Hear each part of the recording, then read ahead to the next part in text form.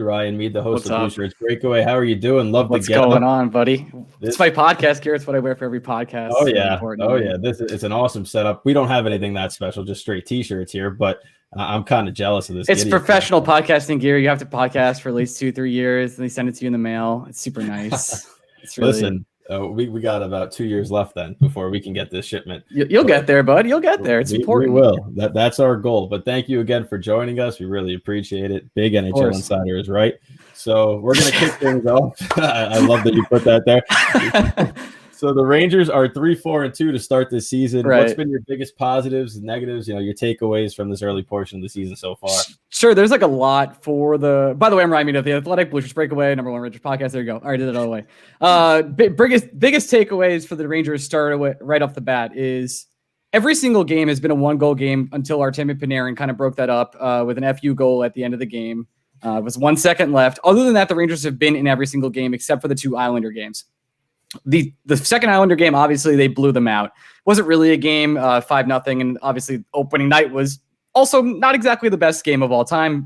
Maybe the most disappointing opening night for the Rangers of all time.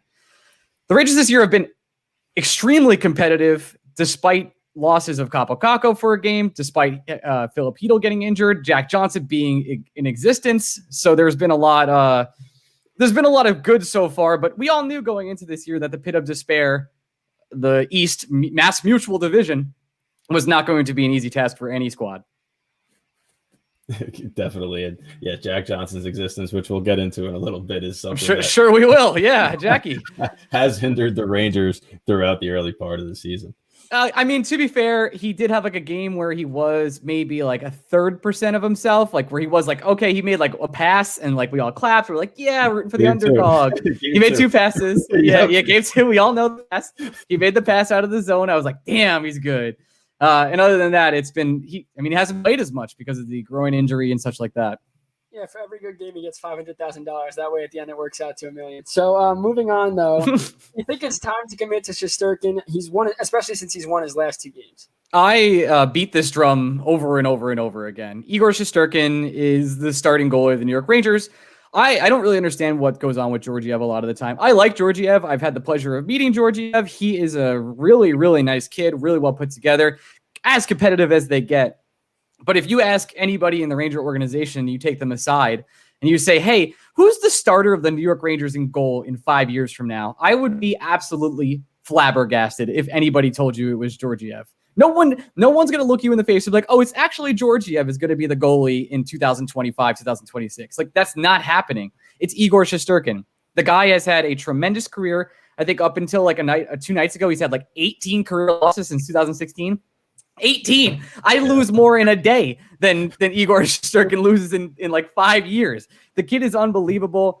I heard a lot of different stories that or rather tweets that said, hey, maybe his confidence is losing. No, this kid is so confident. He's so cocky, but in a good way. He knows how good he is. It's not a surprise. He's been this good since he was in the KHL. He's always been sort of this anomaly. So yeah, he should be the starting goalie going forward. I know Quinn said they were going to alternate goalies back and forth. That seemingly has not happened. That could have changed because of the Tony DeAngelo saga, where Georgiev allegedly at this point, decked Tony DeAngelo. And then he's been through a lot. As Quinn said today, like, hey, he's going to take a seat and Igor's starting. I think Igor should continue to start until there's like a tremendously bad loss. And even then, I would like him to just hey, I know you let up 5 goals, but we're sending you right back out there because you're our goalie for the next decade. And I don't know what else we're doing. So I do want to ask you something. You said you've met Georgiev. How's his right? I have. Dude, when he hit me, I have to tell you, I was expecting the left afterwards, and it came so hard. So I hope Tony didn't get hit by the left too. It would have been tough. Okay, just wanted to clarify because I've heard it's kind of a tough one. That's where I met Georgiev. It was in a fight club in New York City Underground, in case we were wondering. I can believe it. I can believe it. And you talk about Shesterkin's confidence. Anytime you have a goalie that wears a straight headband like that, you know that they have to be feeling themselves in that. That guy does not mess around, man. Like he's a quirky guy, no doubt about it. But he knows what he is. He is an all-star elite goalie when he really turns his game on, and there's not a lot better than him. Definitely not. So you are the founder of the Church of Kako. I know Praise be, yeah. A big thing. Praise be, exactly. Yeah. So take us through that. Has it kind of blown up bigger than you ever thought it would? And what's that like? I knew it was really weird when Newsday called me and they were like, we want to write a story. And I was like, what?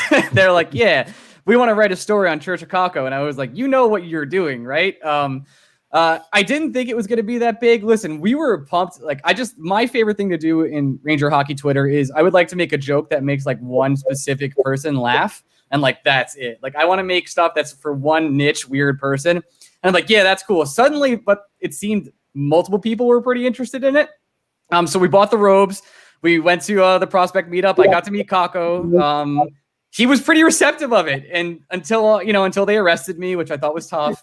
And but before that, like he pointed me when I was waiting online. He knew who I was. The Finnish reporters were asking him about the Church of Kako before he was drafted. It was like a common question. They were like, "Hey, so you have a church after you? What's up with that?" And pretty much he said, "Well, who else has a church? Nobody else." I think that's pretty cool. Which, respect to Kako, he went along with the joke. I mean, it's the serious religion that we have. That's what I meant. And it's been a lot bigger than I expected it to be. Just full. I think anything that we do is garbage, and people still like it. So when he scores, and when he does anything, you look at the comments and it's all praise be, and it warms my heart every single time. It's definitely prevalent all over Rangers Twitter. You can't miss it. Every time Kako scores, it's so funny reading those comments. It's all dude. I like Alexi Lafreniere, of course. Like, how could you not love a number 1 overall pick? But there's just something so much funnier and more endearing about Kaapo Kakko, and it could just be his name or his demeanor or anything like that. But like, I root for that guy. Like, I want Lafreniere to be amazing. Obviously, I hope he's a world beater and becomes one of the best players in the league. But I just root for Kaapo Kakko so hard because not only just the church, he's just like an underdog almost. Like the number 2 is kind of like, hey, he should have went number 1, but he didn't. So I want to keep rooting for him. So I don't know if you know this. Do you know that Kakko is actually an atheist? I didn't, but he emailed me and he was like, I'm thinking about converting. You go door to door though and push your religion? Of course, yeah. I mean, if you don't go door to door and push what you believe in, do you even believe in it? Well, I do it mostly over the podcast. I feel like you get more reach. I think door to door is kind of dated. Especially with COVID too. You can't really do that. Yeah, I think that's a no-no these days. Yeah, for sure. So we want to get to something funnier, but it worked out well for you, is Jack Johnson. With all the turmoil on Twitter about his play, you found a way to turn it into positive. How awesome was it seeing these charitable donations? And do you think that Jack Johnson made a donation under a false name? Yeah, I do. I don't know who could have done that. There are, of course, some people out there who are really into giving to great causes, but we got a $2,000 donation in the first hour. I was hoping to get $2,700. We ended up raising $7,500 in the first 3 days. We're looking to close out at $10,000 once he starts playing again, and that'll be the final goal. But to get $2,700 in the first 43 minutes, I was like, what is going on? I cannot confirm or deny he knows about it. I have asked multiple people, but it does feel like it was him in that moment. And I'm really happy we could do some serious good. Rangers Twitter in the last, we've raised now officially over $10,000 for New York City food banks between this and the live stream we did in March. So I'm pretty pumped to have supported just a good cause and help out the community in the city. Well, the cat's out of the bag. Brendan did the donation, so there you go. No, I can't. Fresh out of college. So we're going to go with Jack Johnson. Brendan just bought 20,000 Dogecoin. What are you talking about? Yeah, exactly. I got to save up for the future. I'm investing my $2,000. But I would love to be able to donate $2,000, but unfortunately, it's just not feasible right now. Me too. My second job is podcasting, so you do the math. Oh, I'm frozen again. Here we go on this video. But all right, so Kaapo Kakko, as long as you guys can hear me, that's all that matters. Kaapo Kakko has 2 points in 8 games this season, and the Rangers are averaging, I think it's just over 3.3 goals per game over the last 3 games. So do you think the offense is heating up, and with him coming back, do you think he's going to be an impact right away? Or do you think the COVID's going to take a little bit of a toll? I know he wasn't positive. But. Yeah, we can't. I would say at this point, not a doctor, and definitely not also an idiot and a dummy. I would say he didn't have it because he came back so quickly. Yeah, I would say he was just exposed to somebody, and then he had to test negative a bunch of times to come back. He probably did. That's exactly what happened. Obviously, what's happening with the Devils and other teams around the league, so I think they're going to try and crack down on this pretty seriously. I think the team itself has been offensively pretty great. Like, the power play is phenomenal. It's when it's the best looking ineffective power play I've ever seen in my life. I completely agree. The entire time, it's like, oh my God, these guys. Adam Fox on the blue line is the truth. That kid, like, I cannot wait to watch him for the next 10 years. I'm absolutely spoiled already. And to watch him command and facilitate from the blue line to get to Panarin and Mika Zibanejad, who is finally starting to get into a groove of things. The power play looks awesome. Capo, like, yeah, he only has the 2 points, but there's been like limited ice time games. He doesn't get power play time, and power play 2 barely plays at all. I would say his impact on the ice is going to be pretty prevalent. I think you could notice in the last game with Kakko and Hedel out, like, oh, the bottom 6 like has absolutely no teeth whatsoever at this point in time. And to have them come back, to have him build confidence this season, it's been night and day from last season. Listen, I made up a lot last season where I was like, he looks great out there. And the analytics were all saying that's not true whatsoever. This year, he had a terrible first game that he's digging out of, but analytically otherwise, he's been pretty tremendous.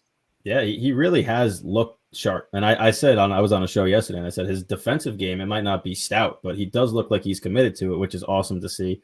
And I just to follow up on that, his forward is totally different. If you watch him specifically chasing the puck, last year he couldn't do those 3 steps to get to a guy. Now, is he still a step slow? Absolutely he is.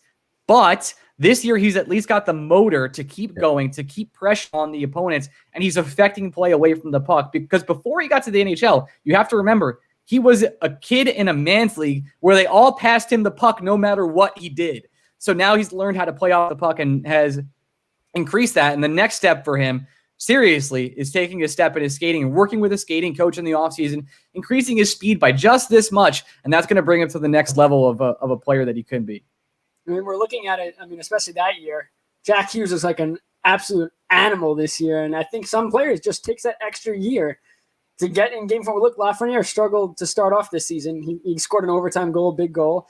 But it's going to be a growing pain for him, and he'll learn. But then next year, I guarantee he's going to be just like a Jack Hughes, where it's all about confidence, too.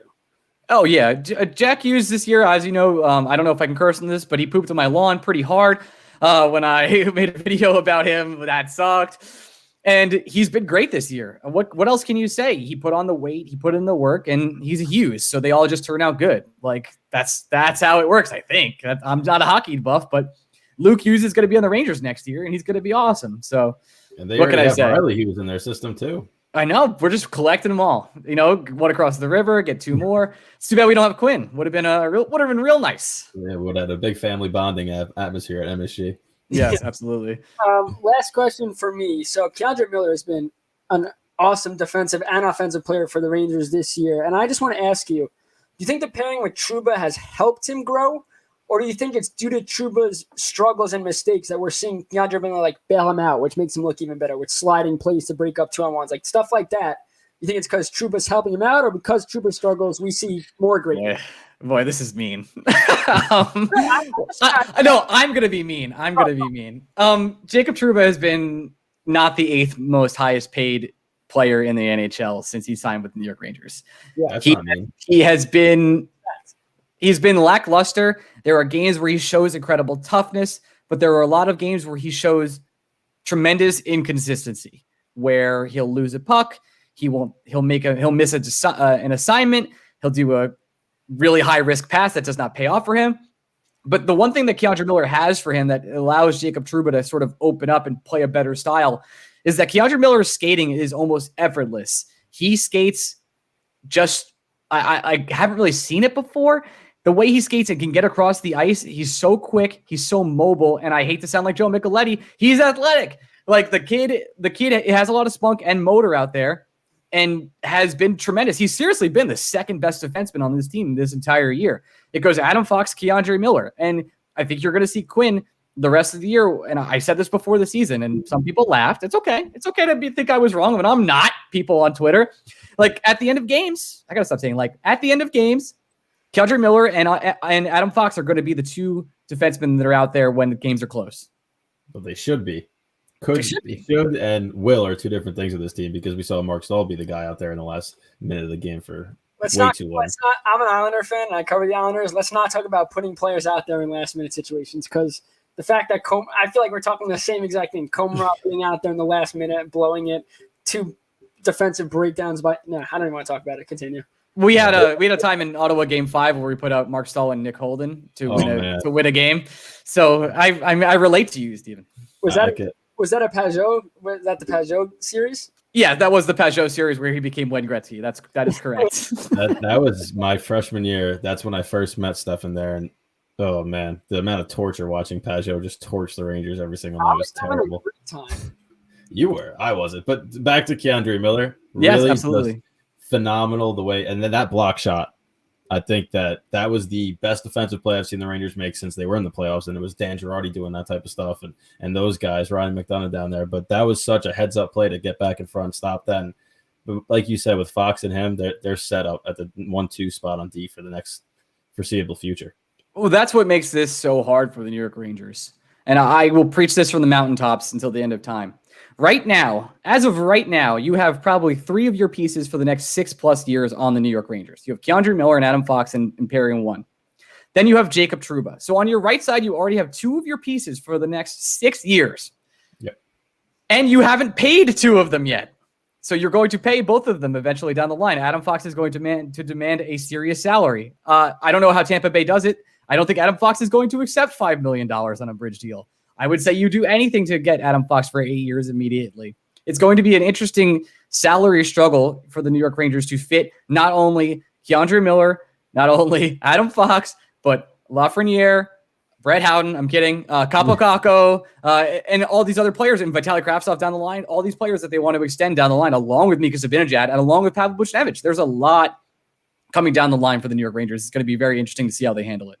Yeah, is he signed long term? He's not. No, everybody's going to need money, and who you keeping? Exactly. If there's one team hoping that the flat cap ends really soon, it's the New York Rangers. But before we let you go, Ron, I think we need one praise B. Praise B. I have extra time if you'd like me to stay, but otherwise I can leave. If you want to stay and talk some more Rangers, let's hear it. What do you got going? What's going on your show tonight? Unfortunately, we're going to wait till tomorrow because that's why I have extra time. I will explain to you how our show works. Hi, Greg. Do you want to start now? Yes. And then we start. So we don't actually plan anything. Even if it seems like we plan things. The Rangers in this weird time, I hope obviously the COVID thing gets better. The game is canceled on Saturday. I don't know if you either have heard anything, but I have no idea how the rescheduling of games is going to work. Like, will you do all of a sudden is going to be a back-to-back with the Devils? Are we extending the season? NBC, even though they're getting rid of their NBC network, wants to get ready for the Olympics.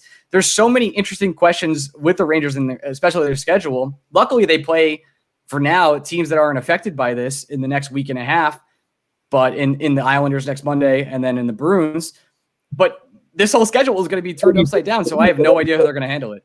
I think they're doing a TSN thing during intermission. They were asking all their insiders, what's the percentage that you think this season gets full 56 games in? And majority of them said there's no way. And I completely agree. I think we're seeing it so early in the year with these issues. And if the league doesn't change the way they do things, because clearly they really messed up. They really messed up with this Devil thing here. But they're not the only teams. We've seen, I think, 10 or 11 games already postponed. Wild just got 6 more added to the list about 30 minutes ago. You're right. Yep. I think what's going to happen is they're not going to finish. They're going to have to do what they did last year with winning percentage after the minimum amount of games played. Because again, you have the Olympics coming on. How much longer? You can't really extend the season that long. So there's a chance for another big bubble, and the Rangers can go back to the postseason. Here we go. See, I was thinking totally different. I was thinking another first pick. Let's go. I mean, next year's draft isn't loaded like it was this year. So you could pick in the top 10 and you could still get the same quality player. That's what I'm saying. I'm done with these first and second overall picks. Let's get one playoff win. I will say if you do want to like roll it, like be the most greedy person of all time in 2022, that's the year you want to like get greedy one more time and then run 10 years of a dynasty. But it's never happening. Like we're not the Oilers. Yeah, there's no way they're getting another number 1 pick. Not after the extreme disappointment across the rest of the NHL. I would I would tell everyone to just come berate me, because if I got a number 2 pick, a number 1 pick, and then if Stephen Wright was or is that his name? I believe the prospect, like the Connor McDavid level prospect in 2022 was a Ranger. I would just be like, I don't know what to do. But there's no way. If the Rangers get a top first or second pick in that draft, I'm launching a full wide investigation. It doesn't matter, because I'm not doing it again. I'm just not going through that. You shouldn't. I feel bad for you almost. How's things over in Islander land currently? It's great. They're on a 5-game skid. They've dropped back-to-back games against the Flyers in overtime. They're inconsistent play. They lack motivation. It seems like at times that they fail to put together 60-minute efforts. And under Trotz, this is a team that usually wins close games, and they're losing them. They had a 3-0 lead to the Capitals, blew that and lost 6-3, 5 goals in the second period. Wow. It's been a mess. And, of course, they finally come home after going winless on their road trip, and they get 2 games postponed. We've been over this stuff. They're just not good. I don't want to. No, they're good. It's a rough year right now. The problem is they don't score. They're averaging 2.11 goals per game. And at the end of the day, they have Sorokin coming in. He plays great in this last game, but he bails the team out left and right. Can't get a win. He's winning. Yeah, I was going to ask. So Sorokin, has he been as advertised? I'm frankly scared of him as a Ranger fan. Oh, you should be, because he's going to be. I think he will be, once he gets comfortable, as good as Shesterkin, and we're going to have the sickest goalie battles of all time in this Rangers and Islanders rivalry. And I look at it as first game was rough. Bunch of weak goals, but again, he didn't get. No, it wasn't fair, dude. He had 10 minutes to get ready. Yeah, exactly. As a goalie myself, you want to know when you're starting. But again, you have a job to do. You go in there. So I think that first game was nerve, and also he didn't get any goal support. It was pretty. You're going to have to be perfect, or we're going to lose, and clearly he wasn't. Second game he played, it looked a little better. A couple of weak plays here or there, but again, made improvements. And then the last game, he showed glimpses of, oh wow, he's going to be elite. He making sprawling saves. Anticipation was great. The smaller things that you want to see from a goalie of that magnitude, we're seeing now. So I think in his next couple of games, but again, he got goal support, but he hasn't won. When he gets still give up 4 though, right? Is that the lowest he's given up, or is it 3? I think the lowest is up at 3. But it comes. It's just not good, man. It's like the roast right now. The defensive team in front of him has really, for a team that's based on defense, has fallen apart in big moments. And last game he bailed him out, but in the other games he wasn't. And at times it's okay. Maybe he should make that save, but he needs a win. He needs confidence. And again, Varlamov's been great. Besides the one game he played against the Capitals and fell apart, he's having a career year out of the gate thus far. So it's hard for Trotz to decide, okay, who do I run? Because right now the Islanders are doing terrible. You need a win. The team's played better with Varlamov and net. So I think you got to ride him a little bit. But you're going to have to go to Sorokin here or there, and you got to get him into these games. Because like you said, it's the same thing with Georgiev and Shesterkin. Were you super upset that they only bridged Barzal and somehow absolutely nobody offer sheeted him? Which makes no sense. I'm upset about that. Offer sheets, I mean, I don't think they would happen just with the amount that you have to give up. But I wasn't happy. I'm happy they got a deal, because if it had went any longer and he's not there, clearly you're seeing. If he's on his game, the Islanders win. And when he's not, and he's not a part of the offense, they've lost, and they've lost bad. So the fact that he was back and playing, I'm more happy with. At the same time, you know how good he's going to be, and especially if they add a sniper, if they ever do that over the next 4 or 5 years, that he'll only be getting better. And you know he's going to get better. So the fact that you didn't get him on a longer term deal, you're going to have to pay him. Now, if you locked him up early, you locked him to a 6-7 year deal, it's like, okay, doesn't matter how good he is, you're paying him this rate, but it is what it is. If he's playing for the team this year and he's doing well, that's all that matters at the end of the day. But yes, it is concerning given the Islanders have cap issues as well. It was not only that for me. It was, hey, you're probably gonna have to pay this guy $11 million next time you get him. And if he develops any more than he already has, he's already a tremendous player. Then you're also going to give him a chance to go out and test the market eventually. Are we really going to go ahead and do that? We've joked about it. He played for the Seattle Thunderbirds, got them their first championship ever. I mean, you're setting her up for him to just become the face of the new franchise and run. And I would love to crap on the Islanders. I would. They're going to get a new arena, but I generally like the players on the team, and it would be. I mean, the jokes would never end if you went to Seattle. Just so you know, they would never stop. I'm writing them right now. Yeah. If you look at Tavares and everything that happened with him, I'm not saying it's the same situation, because Tavares is just a better scorer. I don't know about better all around player, but he's just an elite scorer. He's on a team now that has a ton of talent. But when he was on the Islanders, it was when he goes, team goes. When he fails, team fails, and you're seeing that again. Yep. And not that it's a habit you want to get into, but Tavares had the opportunity to carry a team because he could shoot and score, did a lot of different things. Barzal, yes, he's shooting more this year. He's scoring goals. He's a pass-first guy, and the problem is the players on his line aren't finishing. But when they are finishing, they're winning games. The problem is one line is not going to win you hot games. You look at what's happening with the Oilers, and maybe that's a case. But you have 2 superstars in that line. Or if you want Draisaitl on the same line, no, they have talent. The Islanders' only superstar is Barzal. Everybody else is players on other teams. Like Elite is probably a second or third line player on another team. Eberle's. How much does he make? It was a 7-year, $49 million deal when they signed him after he scored 40 goals in a season. Listen, your situation could always be worse because you could be the Oilers where you have two of the best players in the game, maybe the two best players in the game right now, and you probably still won't make the playoffs. So that I think is worse than what the Islanders are going through. The problem if I was the Oilers right now and I was an Oiler fan, I would if the New York Rangers, for example, had Connor McDavid and Draisaitl and we were losing the way we were losing, I would never shut up. Bro, I would the apocalypse in New York. You could be a Sabres fan too, where you just know for a fact they're never going to do anything like that. Future Ranger great Jack Eichel. I really hate to see it. Exactly. It's going to be shot. Straight up for Jacob Trouba's contract. That's the rumor. I mean, oh, no way. Taylor Hall doesn't look like. I mean, I watched a couple of Sabre games when they played the Devils, and he's Taylor Hall, but at the same time, he doesn't look like the same Taylor Hall we've seen in years past. And quite frankly, when they signed him, and all the Sabre fans were, "Oh my God, we're gonna do great things. It's gonna be great." One player is not great. Now you have Hall and Eichel on one line. No, but in all fairness to them, Linus Ullmark does look very good. He does. Yeah, that's the Ullmark channel. Yeah, he's unbelievable right now. Somehow Hutton is getting games. And number two, can he hold this up? The Sabres organization as a whole plays the first 15, 20 games, and it's like, okay, this is going to be the year they make the playoffs. And then they just go, psych, and they just fall off a cliff. Every year. He's a big Swedish goalie. He'll hold it up. That's what's so funny about hockey, man. It really doesn't matter. Like, only goalies can really carry you. That's it. You can have these star players like Sidney Crosby, right? Like, somehow – even though he's so goddamn talented and they had Malkin, so those are your 1-2, just like your Connor Draisaitl situation. They had like Flower and other like Matt Murray like turned into a god. Like, I don't know how that happened, but he did. Look at him now. He's terrible now. But in that situation, he was, I guess when those guys were playing in front of you, you just play with a different kind of confidence. I mean, look at Carey Price though. How many years did he? It's like a Lundqvist-esque thing in Montreal. It doesn't matter how you're, like you said, a goalie can carry you, of course. But even when your goalie's carrying you like that, you still look how hard it is to win in this league. And this year, it's not the NBA. Exactly. Nope. This year, the Canadians, which we'll get to later in the show, is the fact that they're off to a great start. Price is great, but they're scoring and they're giving him support. He never got support. It was always Price has to allow 1 or 2 goals against, or they're not going to win. So. Yep, that's exactly it. It's Canadians right now to win the cup. They got to be plus money. It's crazy. They're very good. I mean, I didn't agree with a lot of their moves they did this offseason. But hey, listen, it's paying dividends, so I can't speak over here. How many games do they play against Vancouver? Because I feel like they've already played 15, and Tyler Toffoli already has 25 goals against Vancouver. It makes no sense to me how many times they played them. Toffoli's making, I think, $4.25 million.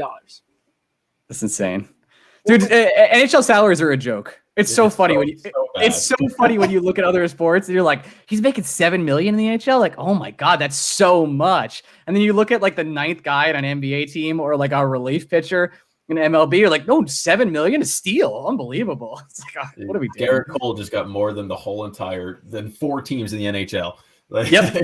Yeah, he's got a $300 million contract as a pitcher. The salary cap in the NHL is 80. If only the NHL could grow the sport and I don't know, just do things to like I don't know, Brendan. We talk about it all the time with music, just incorporating. I mean, the whole thing with the Black Lives Matter and making it more of an effort to get into areas like that and grow the sport because if the NHL hard though because of the expense. That's what really keeps hockey out of all markets is the expense of playing it. Yeah, because you can go play soccer like right now. You can go play basketball right now. We can't really play baseball, but there's so many baseball fields. They're everywhere, especially on the East Coast. You can't avoid them. Hockey rinks, there's like one.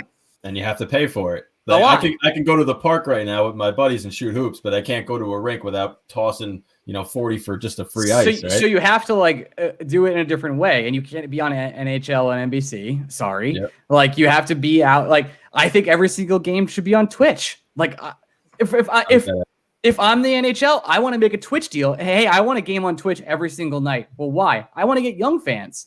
Or Twitter. I mean, you don't even have those like other sports are live streaming their games on Twitter. It just brings another avenue. I don't know what they're waiting for. They want the money, and I get that totally. But I can tell you that I back before other organizations that I won't name that you definitely can connect the dots for absolutely hated me. When I was talking about them, I was talking with them about having a possible show with them. They were like, hey, the hockey show skews way older than the NBA show. The NBA show skews like 18 or like 16 to 32, 33, 35. And the hockey show is like 45 to like 65 or, I was like, well, like people are going to continue to get old, right? Like this is going to happen. Time doesn't stop for anybody.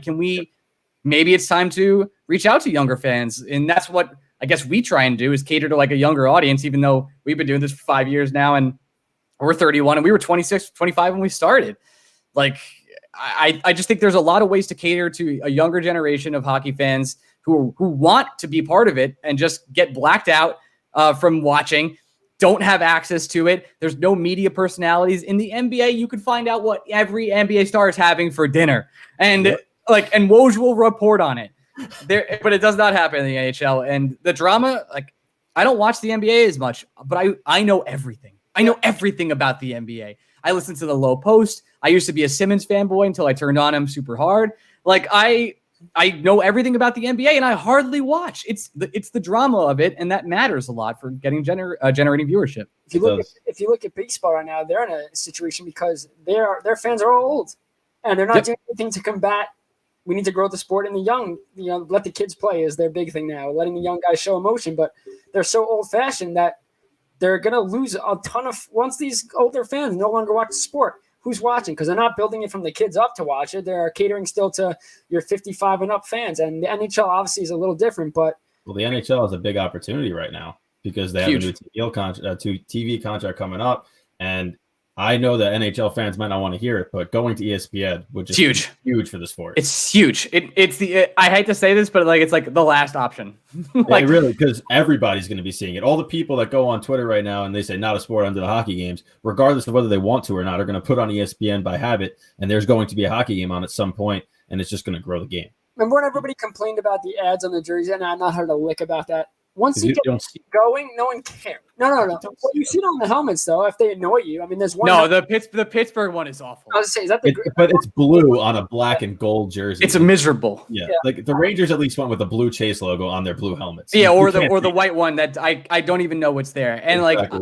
I'm so marketed by Chase from the Rangers, you can't escape it. It might as well just say Chase halfway across my screen. I get it. Chase Bridge, you walk into the garden, you got the Chase Bank right there. Chase Dude, I know everything about Chase. I can't. I don't even have a Chase card, but I feel like they're going to attack me now.